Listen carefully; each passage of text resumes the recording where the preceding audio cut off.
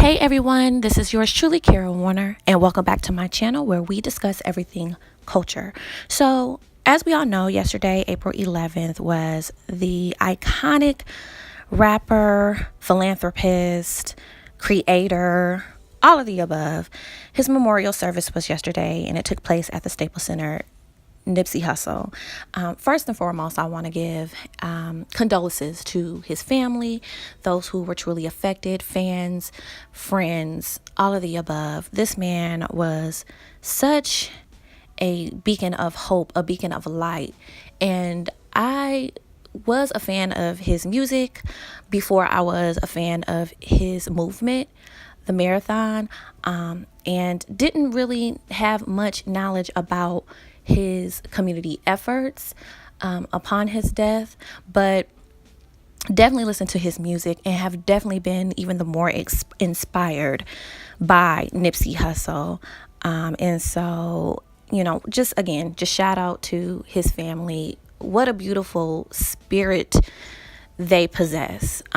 His mother is just so strong and exudes that strength in such a unique way. I'm just glad that all of them appear to be very grounded and sound and at peace with what has transpired. So I just wanted to give that little shout out, if you will, to the family, and of course to pay my respects to Nipsey Hussle as an artist, creator, and as a dynamic spirit that we were so blessed to experience here on this earth. And so I'm definitely not here to critique this man's memorial service or to spend a whole lot of time covering the details of the service, but I do want to note that I believe it was fitting and it honored the way he lived out his purpose in his life. And I also believe in the spiritual realm Nip has approved. So salute to Armias Asadom, aka Nipsey Hussle. Now, of course, family members and friends who were more often than not celebrities, were invited and included in the program in order to share a few words about the life, career, and work and philanthropy of Nipsey Hussle. You had Snoop Dogg, who did an amazing job. Snoop Dogg was Snoop Dogg, and I gotta respect the man for just being who he is. He is so true to the essence of who he is. You have to respect Snoop Dogg. They were very close. Snoop Dogg paid his respects, gave a beautiful remark. Lauren London, she did the best she could. Bless her heart. Prayers sent out to her and her children. He had his sisters come up, his brother Samuel. His parents did an outstanding job. They didn't crack. They didn't buckle. His mother, again, she just exudes such unique strength. I love it. And I hope that Lauren London stays close and connected to the strength that his mother exudes out into the atmosphere. And so everybody did an amazing job. They had musical selections by Stevie Wonder, Jhené Aiko, Marsha Ambrosius, Anthony Hamilton, so on and so forth. And it was a beautiful service in my opinion. But then you had this man, the rapper YG, come up, who came up to pay his respects, obviously. And when he came on the stage, I actually had to replay the part where this man mentions a conversation he had with Nip about raising, quote unquote, light-skinned, beautiful daughters who they would have to essentially watch out for. Now, I know that black men, they're protectors. And of course, they protect and they provide for their family, and they don't play about their daughters. I mean, not if they're involved, not if they're, playing out the responsibilities that they're supposed to as adults, essentially, but as fathers altogether, right? So, of course, you're going to watch out for your daughter, right? But I'm not understanding why he felt the need to include that they were raising light-skinned, beautiful daughters as opposed to just raising beautiful daughters. And I say I don't understand, but of course I do understand. The comment was definitely a reflection and byproduct of colorism and shadeism. And we know that a lot of rappers, and I'm not trying to generalize, but let's just say some rappers really do believe that light skin is marketable. And for him to even make that comment, I'm pretty sure that his ideology is that light skin is more marketable and superior over dark skin. My past videos do speak about the phenomenon of colorism and shadeism, so I'm not going to go into full detail about why that comment struck a nerve with me, or why that comment proves the idea that light skin is desired phenotypically. But I do want to highlight the point in which I've been making throughout each of my episodes, that this is the reason why light skin is often considered a superior trait, and particularly among Black women and young Black girls. I'm not a YG fan. I probably wouldn't be able to tell you not one single of his I'm familiar with, so I can't speak on the man's character or what he essentially stands for or any of that.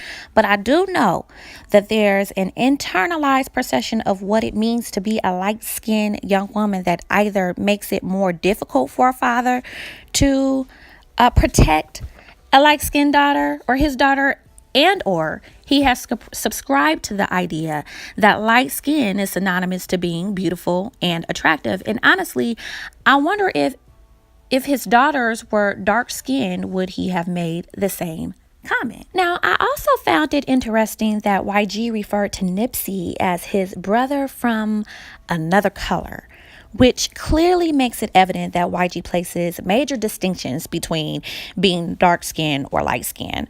And I'm willing to bet that this man is color struck, okay? I'm pretty sure that I'll receive a lot of trolls trolling on this video, making comments about how ridiculous this sounds and what about the overall message and this and that and so on and so forth. And I understand that his message, I didn't even listen to his message after I heard even just a couple of his comments. One being the comment about raising light-skinned, beautiful daughters, and the second being, which he actually made before the light-skinned comment, his brother from another color. Like, I've never heard of that before, so it was very unique and conducive to their relationship, and that's fine. And, you know, of course, if they didn't have issues with it, then cool, whatever, you know. But I do find it being problematic, or not even problematic, just the fact that he made the comment and he made those two comments really does highlight the fact that he's color struck and he has a color complex. And you know, the problem arises when we don't acknowledge it and we continue to operate and perpetuate this phenomenon based off of pure ignorance. You know, he does have beautiful daughters and they are considered light skinned. However, does this always have to be a reoccurring theme or something to highlight? It's just very interesting how Black men, they continue to suggest that they're not colorist, that they don't operate in colorism, that they choose their mates based upon chemistry and some other politically correct crap or whatever. But no, we know that Black men, they really do, a lot of Black men really do choose their mates based upon skin color, and they do believe within their hearts of hearts that having a light-skinned daughter is an accomplishment. That's almost the way that it was portrayed when YG mentioned that his daughters were beautiful and light-skinned. The mother of YG's daughters are light-skinned, and I want to believe that he has two separate mothers for two separate daughters. But it appears that when I was doing my research, both of the mothers are light-skinned, and they actually look very similar, if they're not the same person. I'm not really interested in doing this much research on YG. I mean, there's a clear distinction, though, that this man is a colorist. And Twitter, Black Twitter, is up in arms right now about his comment, and there is a fundamental issue amongst the Black community on social media with regards to the comment that he made. And again, I'm sure that he didn't think it through. I'm pretty sure that he makes these comments on many occasions. And it's just more of an internalized perception of what light skin is to him than it is anything else. Because again, your daughters are beautiful no matter what. You do not have to include their skin color when describing your daughters as a black man. And we've talked about this in other episodes of my videos, that black men really love to suggest that they're not colorist, but they're one of the most colorist individuals in the entire nation. This particular comment does need to be addressed because, again, I'm not sure if YG really knows that he's a colorist, or even if he cares to know that he's a colorist or to realize that he's a colorist. But this is why we continue to address colorism and shadeism on these type of platforms. And I know that we get those who use our platform to speak against colorism. We get a lot of flack for that. So many trolls on our videos, so many people talking about how our videos are whack and we're jealous and this, that, and the third. And there's nothing that we can do about that. That's just pure ignorance in itself. However, this is the reason why we highlight the fundamental components to colorism, because Black men are continuously making comments such as YG's comment of having light-skinned, beautiful daughters. No, your daughters are beautiful because they're beautiful, period. Their skin color should not have anything to do with how beautiful or attractive they are and how important it is that you would have to, quote unquote, watch out for them, okay? That's just really the bottom line. And don't get me wrong, YG appears to be a very involved father with his daughters. And I want to give credit where credit's due in regards to that. And obviously, these are things that parents ought to be doing in the first place, being involved, so on and so forth. But I don't want to take away from that either in regards to YG. What I really pray that YG does with this experience is that he does begin to self-reflect and reflect upon some of the ideologies that he's adopted. That what his comment did was it perpetuated the whole context of why colorism is so important to talk about, why we need these platforms to address colorism and to point out when colorism is taking place. And so I give YG, the credit in regards to being an involved father. I just really feel that he needs to be careful when it comes to his daughters and how he addresses his daughters and how he describes his daughters. And that goes for any man and any woman for that matter. Be mindful of the tags that you place and the categories that you place your children in. And one day he's going to have to explain to his daughters why it's so important to, or I hope that he does, why it's so important to be reflective, be self-reflective, because there are some mistakes that we all make. And the fact that he made that comment really does bring forth the fact that a lot of Black men, or some Black men, are colorists when it comes to their daughters. Okay, they really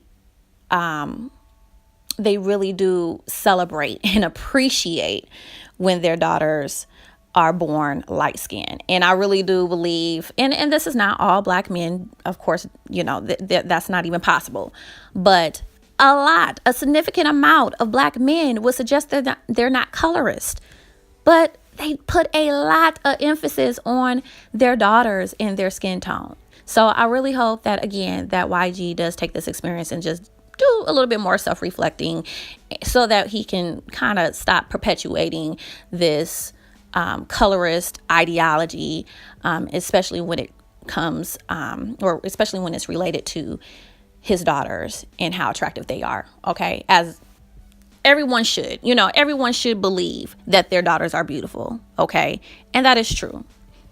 And this is nothing against his light-skinned daughters, quote unquote, but when you have to tag light skin on there, when you're describing how beautiful they are, you have to really go ahead and admit that you have some type of shadeism mentality.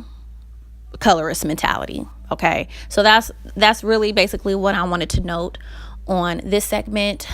I am going to go ahead and close out, and I'd like to thank everybody who has joined in, and I also want to encourage everyone to subscribe. Kara Warner, go ahead and make a comment below if you see fit to do so, whether positive or negative. I'm expecting gaslighting on this segment. I'm expecting some pushback and backlash, but the truth will set us free. Okay, so you all have a great day, and thank you for joining.